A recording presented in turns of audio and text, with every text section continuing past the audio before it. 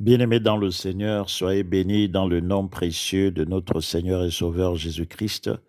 Ici, Gabon Impact Chrétien, une association chrétienne qui a pour objectif de proclamer le salut en Jésus-Christ et d'annoncer la bonne nouvelle du royaume des cieux jusqu'aux extrémités de la terre en utilisant les réseaux sociaux tels que YouTube, TikTok et Facebook.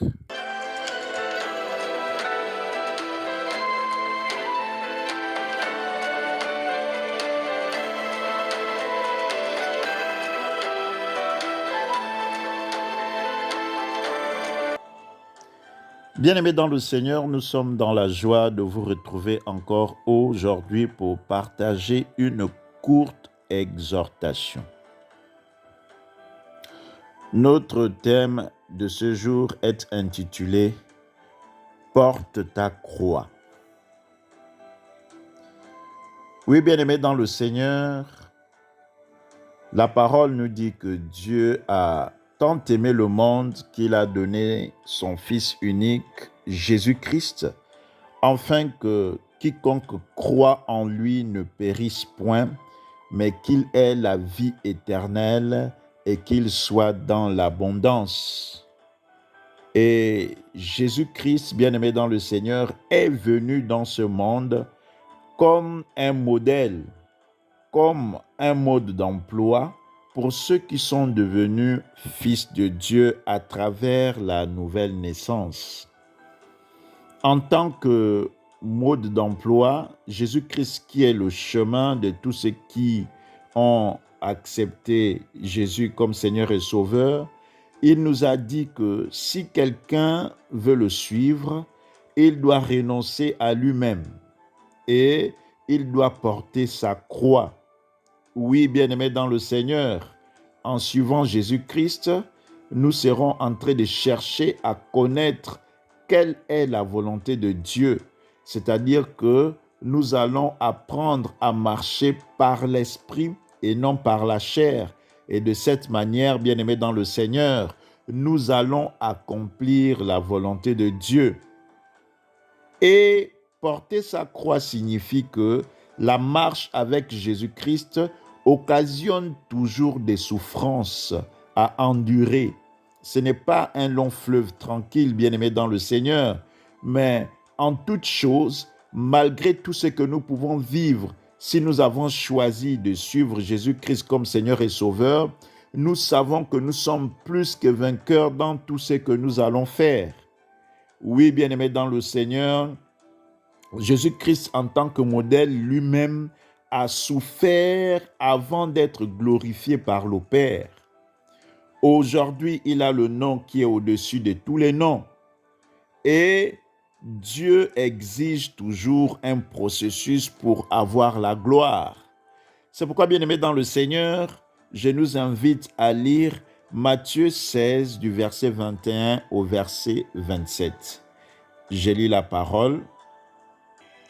Dès lors, Jésus commença à faire connaître à ses disciples qu'il fallait qu'il allât à Jérusalem, qu'il souffrit beaucoup de la part des anciens, des principaux sacrificateurs et des scribes, qu'il fût mis à mort et qu'il ressuscita le troisième jour. Pierre, l'ayant pris à part, s'est mis à le reprendre et dit: à Dieu ne plaise, Seigneur, cela ne t'arrivera pas.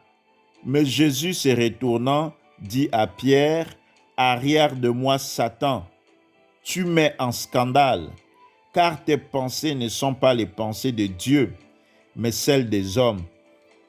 Alors Jésus dit à ses disciples: si quelqu'un veut venir après moi, qu'il renonce à lui-même et qu'il se charge de sa croix et qu'il me suive.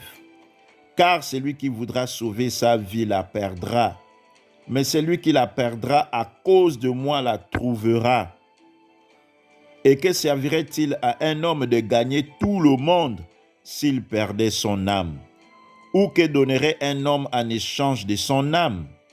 Car le Fils de l'homme doit venir dans la gloire de son Père avec ses anges, et alors il rendra à chacun selon ses œuvres la parole de Dieu. Bien-aimés dans le Seigneur, à travers ce passage, nous pouvons constater que Jésus-Christ, qui est notre modèle, lui-même a été exposé à des souffrances extrêmes. Et sa souffrance était due à son obéissance à la volonté de Dieu. Cette obéissance-là a mené jusqu'à donner sa vie. Et il est mort à la croix de Golgotha. Il a perdu sa vie parce qu'avec le Père, il a non seulement retrouvé sa vie, mais il a également eu la gloire. Oui, bien-aimés dans le Seigneur, c'est comme toi et moi. Qu'est-ce que nous pouvons faire pour garder la vie si ce n'est obéir à la volonté de Dieu? Ce n'est qu'en étant connectés à la volonté de Dieu et en obéissant à celle-ci que nous pourrons avoir la vie, c'est-à-dire la santé, c'est-à-dire la paix, c'est-à-dire la joie. Oui, bien-aimés dans le Seigneur, si nous cherchons seulement à nous satisfaire de tous les plaisirs du monde sans tenir compte de la volonté de Dieu, une chose est sûre, c'est que nous serons en train de nous éloigner de la vie et notre âme serait en danger. C'est pourquoi, bien-aimés dans le Seigneur, malgré tout ce que nous pouvons vivre, si c'est pour la cause de Dieu, nous avons des raisons de vivre ces choses. Et même quand nous les vivons, nous devons les vivre avec une attitude qui convient à Dieu. De cette manière, assurément, bien-aimés dans le Seigneur, nous verrons la gloire de Dieu. Je ne sais pas dans quelle passe tu te trouves en ce moment, bien-aimé dans le Seigneur. Si tu passes par des moments difficiles actuellement, tu es peut-être rejeté, abandonné par les siens, incompris. Il faut garder la bonne attitude, car c'est ce que Dieu attend de toi et moi, bien-aimé dans le Seigneur. Au terme du processus, si tu crois, tu verras la gloire de Dieu. Que Dieu te bénisse abondamment. Nous vous remercions de nous avoir suivis. Nous espérons que cette courte exhortation vous a édifié et que vous aurez désormais une attitude convenable pendant les moments difficiles. Nous vous encourageons à partager ce message afin que vos contacts aussi puissent bénéficier de la grâce que vous avez eue.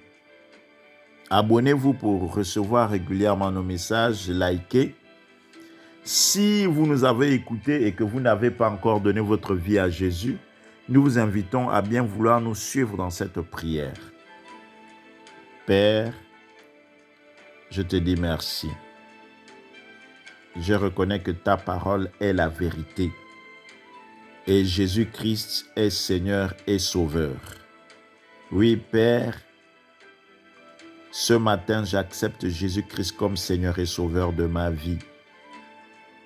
Pardonne mes fautes, aie pitié de moi, purifie-moi avec le sang de Jésus-Christ. Je te donne ma vie, Père, dans le nom de Jésus. Conduis-moi par ton Esprit Saint, au nom de Jésus-Christ. Amen. Bien-aimés dans le Seigneur, quant à nous, nous vous disons à très bientôt, si Dieu le veut, que Dieu vous bénisse abondamment.